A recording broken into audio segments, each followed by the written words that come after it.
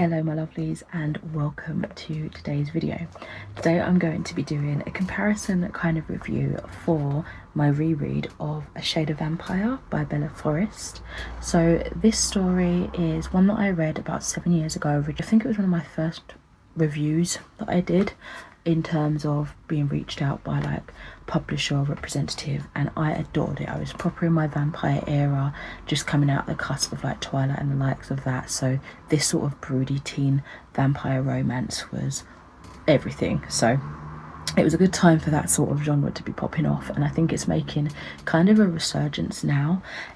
So yeah, I thought it'd be interesting to continue on, because I have for the longest time wanted to be continuing with A Shade of Vampire, but I have since learned that there's like 70 plus books in this series and they follow like different couples and so on and so forth. So I would definitely for the most part like to at least finish this character arc, which I think goes up to like book 7 or something like that.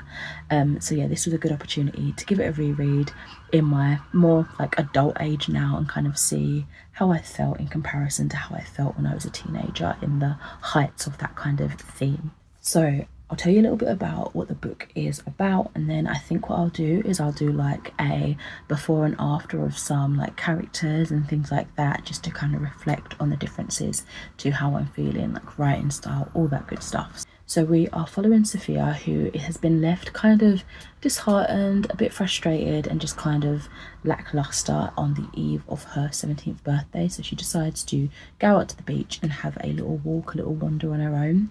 There she meets Lucas, where she is kidnapped into the Shade, which is basically a environment full of vampires in this shady underworld, and they are in this sort of harem mindset, this slave mentality. They have captured these beautiful girls for the awakening of their prince Derek, who is kind of like prophesied to be the savior of this vampire hierarchy, and believed to defeat the hunters at a later stage and kind of bring prosperity and a savior basically for the vampires as a species. There are a lot of concepts that are kind of medieval in their approach, and a lot of kind of blending with the new world and technology and kind of modern day life. So that's setting the scene a little bit of where our story takes place and the kind of vibes we're going into the story feeling. So to begin, let's take a look at some of our characters, and let's preface this by saying I think originally I might have given it like a 4.5 stars. This time reading it I gave it a 3.5 stars, so it has definitely knocked off a little bit in terms of enjoyment, and hopefully my review will explain that and like reflect why it's knocked down a little bit. So we'll start with the characters. So we have our main handful of characters, Sophia being our main one, Derek being our main one, and then being kind of like the leading couple eventuality. It's very obviously the case. That's kind of what it's leading up to from the very beginning. We've also got Ben, which is Sophia's best friend in the human world, and we've also got Derek's brother Lucas, Vivian, Derek's twin sister. So after this awakening of Derek, who's been asleep for like 400-500 years, he basically doesn't want this responsibility. He feels like he's done what he's done and he doesn't really want to carry on living in this world. He never wanted to become a vampire, and so he's kind of dealing with living this life and living with this almost fame and royal prestige that he doesn't want ownership of. So I think when I read his perspectives originally, I enjoyed that kind of sad disposition. He seemed to be a really like reflective character, one that was kind of sort of in his feelings, a little bit depressed and sort of still striving to be a better person. This time round, I don't think much of my opinion really changed on him or Vivian for that matter. She still exuded this kind of feminine dominance within her place in the vampire hierarchy. And I really still enjoyed her devotion to her family as well as Derek's devotion to his family, and that love that was there. That was such a refreshing take to see from kind of like the barbaric nature that we had been seeing about, you know, taking humans as slaves and the harem portion of things, like kind of making them sex slaves and things of that nature. So seeing that kind of relationship development between like the siblings was really nice to see, and I still noticed that within this reread. I will say my opinions completely changed on Lucas. Originally I said he was absolutely like basically desirable. The way the author described him was sexy to me. This time round I was terrified that I thought that. He just seemed absolutely unhinged, repulsive, creepy, and yeah, I can see why Sophia would be terrified and angered by his presence and his existence there. Sophia herself as a main character, I didn't seem to have a lot to say originally. I felt like it was difficult back when I first read this book to picture her. It was hard to imagine her in my mind's eye. This time round, I feel like I had a solid enough character in my head. She wasn't super hazy, but in terms of personality, it didn't seem like anything special to me. I didn't see how this condition that she discovers and is kind of like desired throughout the vampires, at least, I didn't see how that would be super captivating, especially to the likes of the, you know, the prestige such as Derek, the savior of the vampire world. So I understand how it would make her more empathic and sensitive in nature and just like generally a good person, but it didn't make sense where this desire was involved, where this need to have her, and the dangers that came from, you know, the sibling rivalry between Derek and Lucas and other vampires that seemed to be like sniffing their blood and being like, whoa, crazy, you know.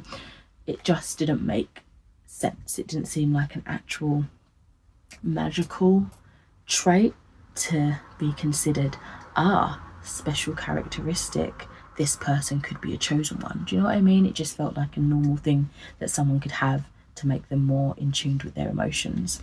Back when I was reading about Ben, which again was Sophia's best friend, he just seemed to always be referenced, and I still found that to be the case this time round.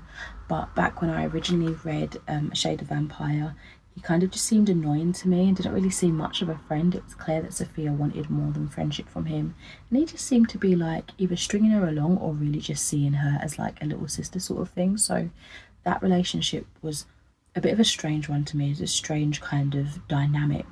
This time round just seemed even more of like a flatter character. We were only really getting information about him through Sophia. He didn't really feel like a solid form of himself, you know. We had a little bit more involvement with his character development later on that I definitely forgot about upon this reread, so that was a nice surprise, and I think it kind of helped change the dynamic of the storytelling, and it was one that kind of had me a little bit more captivated in the direction of the story. But other than that, he still was kind of, he just felt like he was used as a tool to move the story forward and just kind of keep Sophia's hold on her humanity and her reason for wanting to escape the shade and wanting to go back to her regular life. So yeah, he just felt like this almost unattainable entity in so many ways. In my first read through of this, I felt like we got the most character development from our main characters. Of course, Sophia and Derek. Of course, we had this kind of confliction within Derek, kind of like, again, it's hard not to compare it to Twilight, but kind of like how Edward had this not true desire to be a vampire, like he didn't want to be, and it was kind of a lifestyle that was forced on him. So such was the same with Derek, and I think that still stood.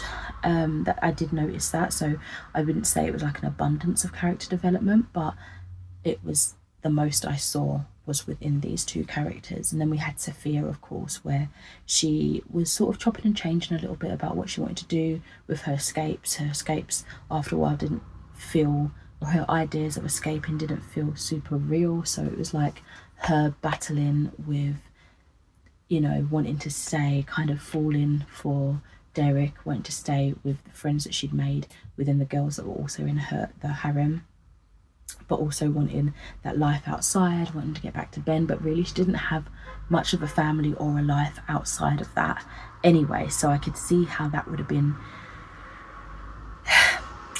like seductive to stay where she was. At least she had a roof over her head, you know. She was being treated fairly well, you know, in respect to how other vampires were treating their captives. So I thought that was something that I noticed throughout. But again, the development overall for characters was pretty subpar. It wasn't like the super best, but the most noticeable within the two main characters. Just to wrap up my thoughts of this reread, I did find like the writing again to be subpar. I like that the chapters were short. That's something that I appreciated both in my recent read and my read prior to this, like 7 years ago. But the writing was just like okay. It just kind of felt like, as a story, your typical teenage paranormal romance. But I will still stick to what I thought originally, which was the story itself, like the concept of the shade and like the harem and the slave mentality, like that dictatorship going on. And this vampire chosen one kind of felt like the themes added together were sort of unique to mix them together. So yeah, I still felt that I haven't really read anything that had all of those like facets mixed together. So I thought that was interesting, and it's a storyline that definitely kept me intrigued and involved. And I do think there's a lot of plot development that could evolve throughout the coming books. It looks like the books do get thicker, and like now knowing that they kind of go on to other couples and other characters throughout the series, I think the expansion of this world could be really detailed and interesting. So I'm hopeful that it gets like a more complex depth and history and storytelling in that regard. So fingers crossed. In my original review, it says, it did in some parts feel as though it was turned into an erotica with the way some things were said. Rushed romance from the beginning. It was obvious that there was going to be a romance between Derek and Sophia. I mean, that's what Lucas, despite what he believes, captured her for. However, in the last few chapters, it's like the author forgot and had to squeeze it in, which kind of killed it a bit.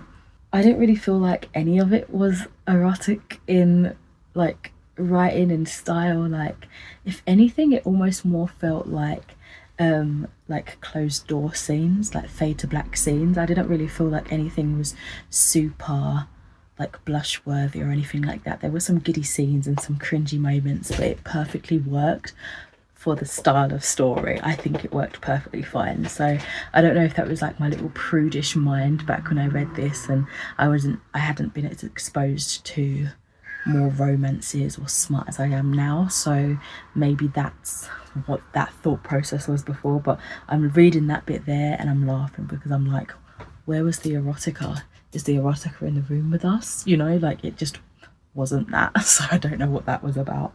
The rushed romance though, definitely. This is only a really small book.